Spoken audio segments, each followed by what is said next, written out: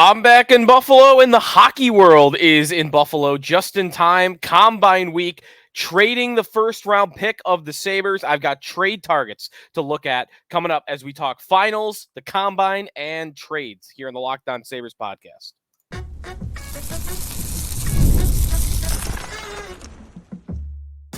You're Locked On Sabres, your daily podcast on the Buffalo Sabres. Part of the Locked On Podcast Network, your team every day. And welcome in, and thanks for making Locked On Sabres your first listen every day. We are free and available wherever you get your podcast. Part of the Locked On Podcast Network, your team every day. Today's episode brought to you by Game Time. Download the Game Time app, create an account, and use the code LOCKEDONNHL for $20 off your first purchase. Terms apply. Sneaky Joe DiBiase here on the show. I am back from Ireland. Just in time, the hockey world has ascended on Buffalo for the scouting combine at Harbor Center. We are within a month from the NHL Draft. There are rumors about the Sabres pertaining to trades in the NHL Draft. We'll get to what has been said, the philosophy of trading the first-round pick, and what the Sabres could get. I've got 4 different forwards that all make sense for trades that would involve the Sabres first-round pick should they make a deal. All of that is coming up a little bit later on today's show. I'm glad to be back. Nothing happened, right? I said I had my phone on me. That was it. No, I had an iPad, no laptop. If any massive news had the Sabres traded for Brady Tkachuk, I would have chimed in some way, somehow. But we didn't get anything, as expected. Nothing big of the sorts. No movement really at all in the NHL. The playoffs, of course, continued on, and the Panthers back to the Stanley Cup Final for the second year in a row. Edmonton makes it to the Stanley Cup Final. McDavid's first appearance in the finals in his 9-year NHL career. It's been 9 years now for McDavid. You do get some of those hot takes once in a while from those. I saw one from the Miami area this week about how McDavid's an underachiever because his nickname is McJesus, and it took him 9 years to get to the finals. But anyone that watches the sport consistently knows he's the best player in the world. He's going to go down, I think, as one of the top 5 players that's ever played this sport. I think he's the best player I've ever seen in my life, and I would contend that he's right up there with Wayne Gretzky as the 2 best hockey players of all time. Little bit of ways to go probably for him to really get into that territory, but I think he's on his way to that level of legacy. So McDavid in the finals is very cool. The Oilers, I still don't think are a very well-built team, but they're better than they've been. They've got a couple of nice defensemen. They finally landed on a guy in Evan Bouchard. They had been searching for the defenseman, right? They thought Darnell Nurse was going to be a true number 1. He's fine, but he's definitely not that. They tried old man Duncan Keith at one point in time. They land on Bouchard. Evan Bouchard is a stud. He is not that far back in the Conn Smythe odds, and I think he's definitely going to be considered from here on one of the better defensemen in the NHL. I think he is dynamite. The goaltending finally held up for Edmonton. That has always been a problem of theirs. And Stuart Skinner, who looked like he was starting to lose it in the second round, got benched for Calvin Pickard, gets back in, played well against Dallas. He's the biggest wild card of this series. Bobrovsky on the other side, he's figured it out. Multiple strong playoff berths in a row, like 4 in a row for Bobrovsky in the postseason. I don't have a lot of concern about him. Skinner is the one. What version of Stuart Skinner are we going to get?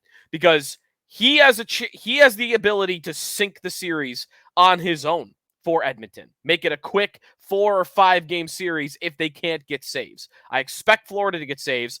I have no clue if Edmonton's going to get saves. They'll need to win, but there's a good chance I think that they don't because they have a very rocky goaltender back there. Florida, on the other hand, the story for me about Florida, I mean, I think they've been the best team in hockey for a lot of this season. They've certainly, I think, been the best team in the playoffs. I can't hate them. I know, like, they're in the Sabres division, but, like, come on, Florida to Buffalo, there's not a giant rivalry there. And I know they are infuriating to watch, right?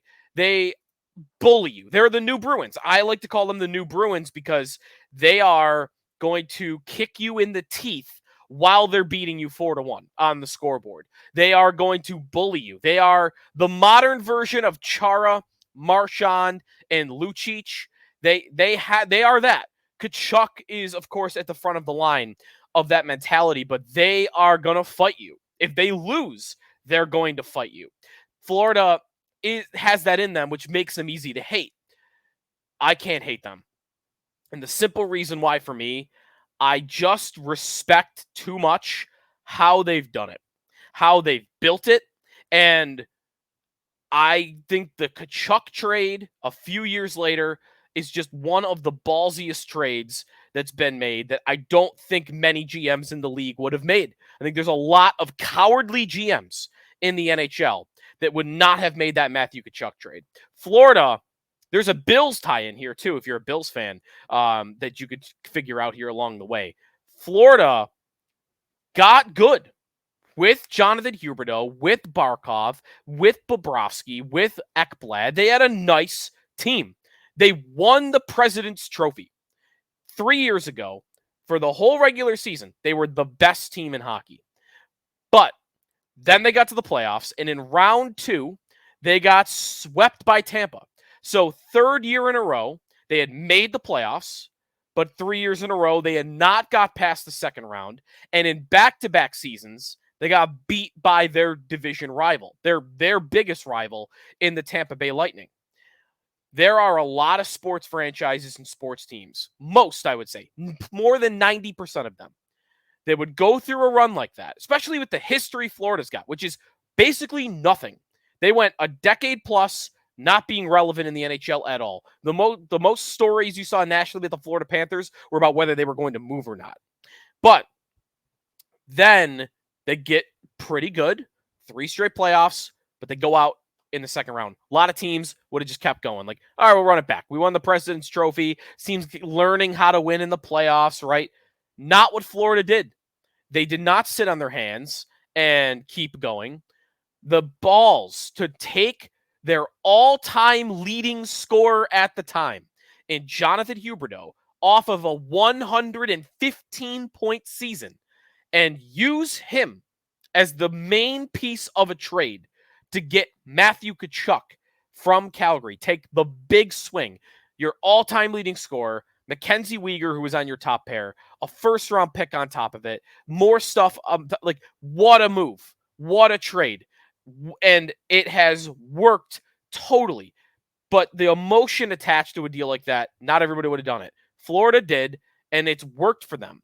And they currently have a team that is purely built from trading and free agency.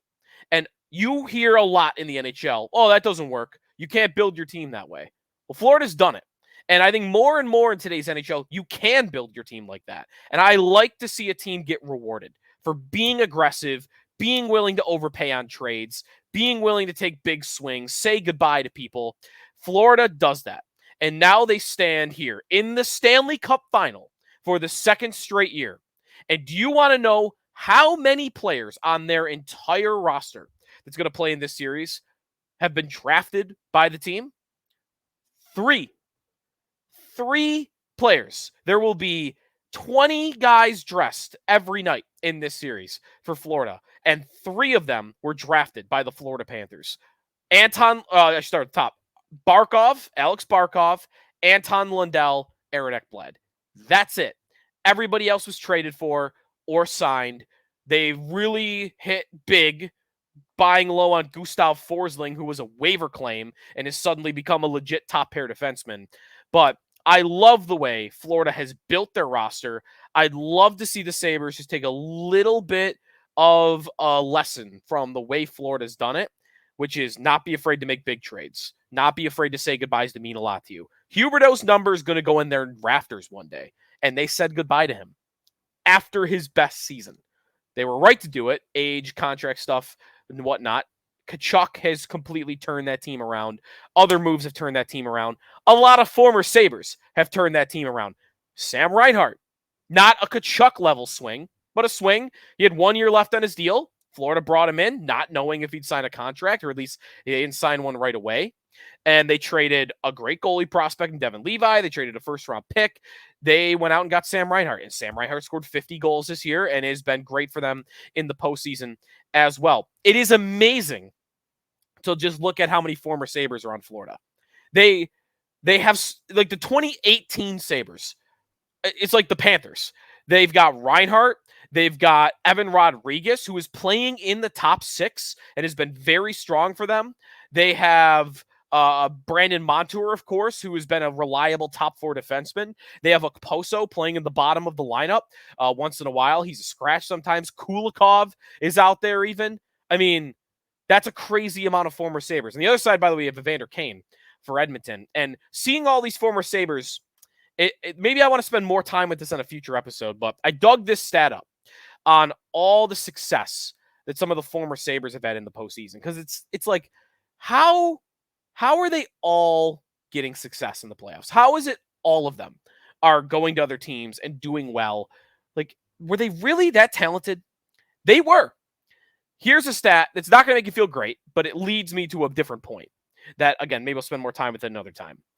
Jack Eichel, Sam Reinhart, Ryan O'Reilly, Evander Kane, and Robin Lehner. I picked those 5 players in part because that was the Tim Murray blueprint. Those 5. Those 5 are going to lift me to success. Eichel, Reinhart, O'Reilly, Kane, Lehner. The big Murray swings. Those 5 players, since leaving the Buffalo Sabres, have 134 playoff wins. The Buffalo Sabres in their entire franchise history have 124 playoff wins. Crazy. Not even the point of bringing that up, though. The point I want to make, and again, we can expand on this in the future, there's an individual that I think is more responsible for the Sabres playoff drought than any other player. That's Rasmus Ristolainen, because the only guy that has played more minutes on the Sabres than Eichel, Reinhart, O'Reilly, Kane, and Lehner. The only Sabre that played more minutes than all of those guys during the Eichel era was Ristolainen. And Ristolainen did by a lot play more minutes. He has not been to the playoffs. He has 0 of those 134 playoff wins. He is the only one that has gone to his next team and given them nothing. Vegas is happy with Eichel. Florida's happy with Reinhart and Montour and Rodriguez, and probably to a lesser extent Okposo even. The Blues obviously were thrilled with O'Reilly. The Oilers are happy with Evander Kane, and the Sharks for a time were happy with Evander Kane till the off-ice stuff. Vegas, until the injuries, were happy with Robin Lehner. He was good enough to replace Marc-Andre Fleury.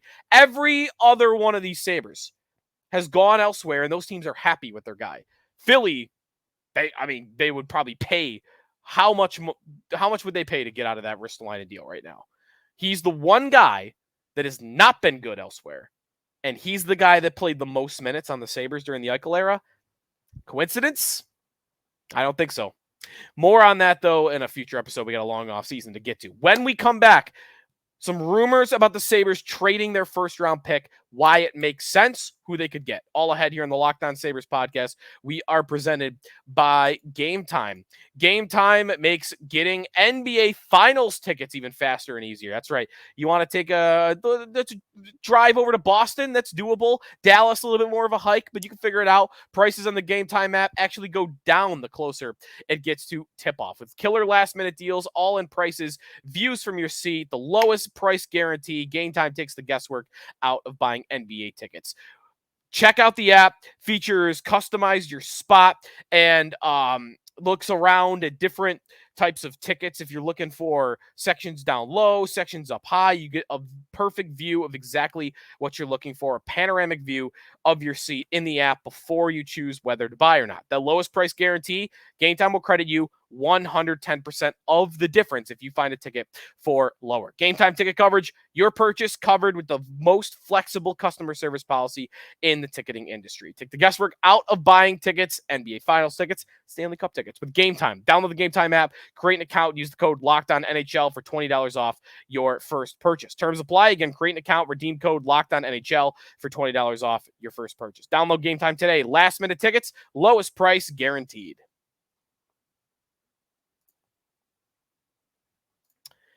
Back here on the Locked On Sabres podcast. Thanks for making us your first listen every day. Be sure to check out Locked On Sports Today if you're sick of all that shouting on ESPN or Fox Sports. A free 24/7 sports streaming channel, Locked On Sports Today, available on YouTube or the free Amazon Fire TV channels app. So, finals on Saturday. Got some time before there.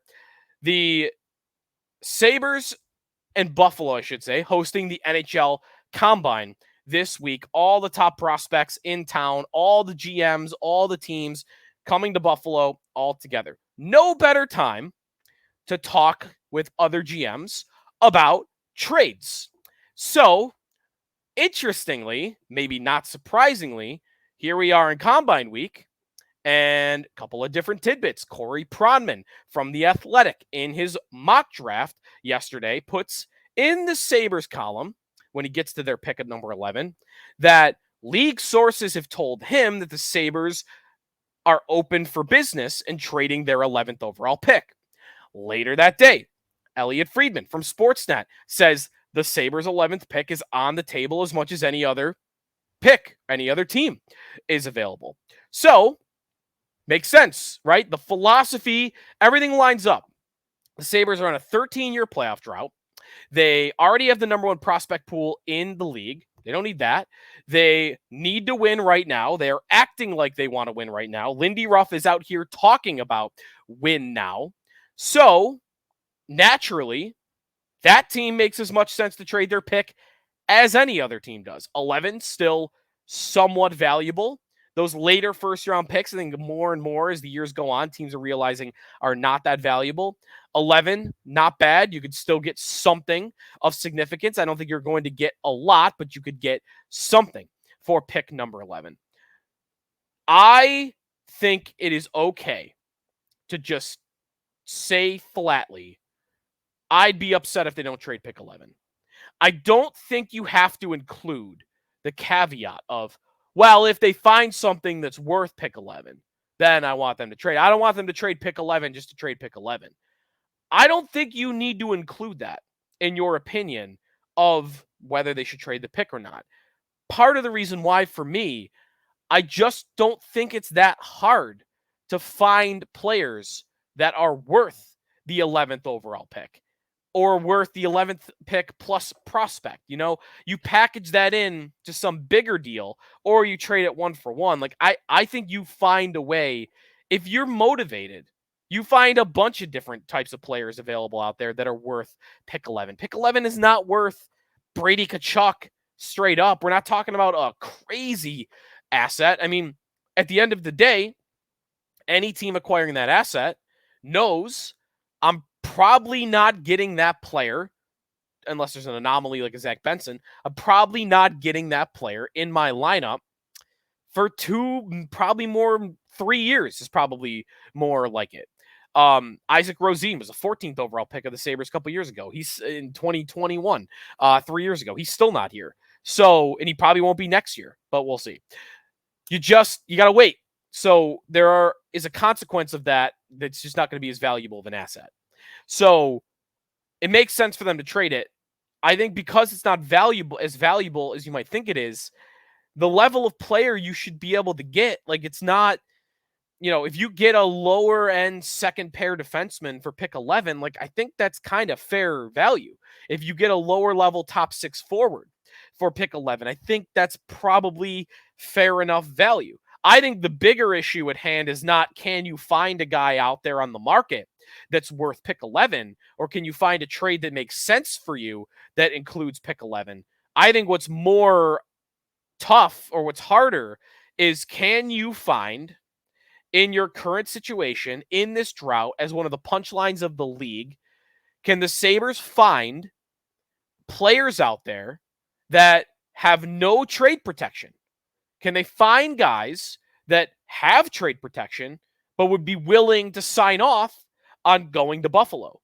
That is probably the tougher part. The Sabres could try all they want. They could find that dance partner. The GMs always tell you is so hard to find. They could find that dance partner, be willing to pay the price, and still not get the deal done because of the player power involved in it.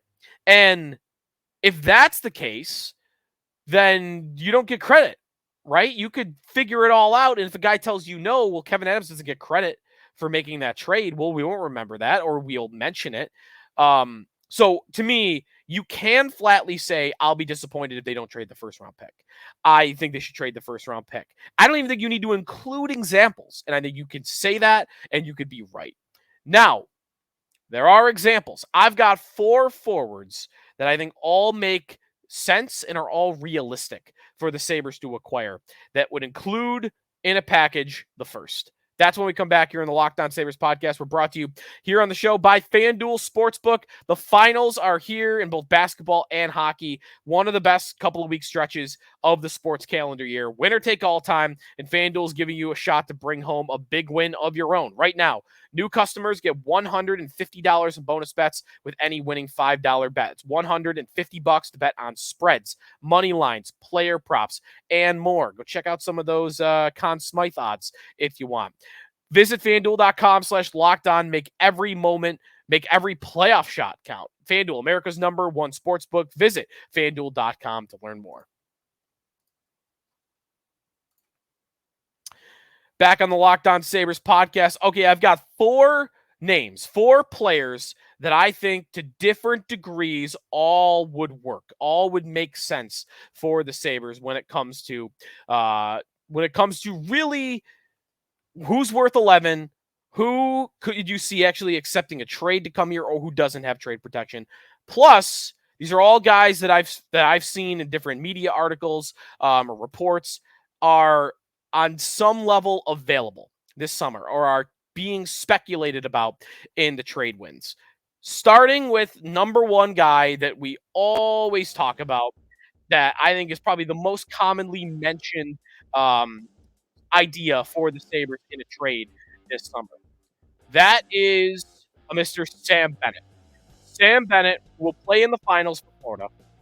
1 year left on his deal. No trade protection whatsoever. And Florida have guys to pay, starting with Sam Reinhart, Anton Lundell as well. They are, I think, going to trade Bennett to make room for other guys. They can play Ekblad too down in a year, or maybe do that now. Bennett makes sense. He makes a lot of sense for the Sabres. 11 overall, or Bennett straight up, without knowing whether he would sign. I think that's the key here. The Sabres, Bennett has no trade protection. You might have to make that deal, not knowing if he'll stay. I could defend doing that.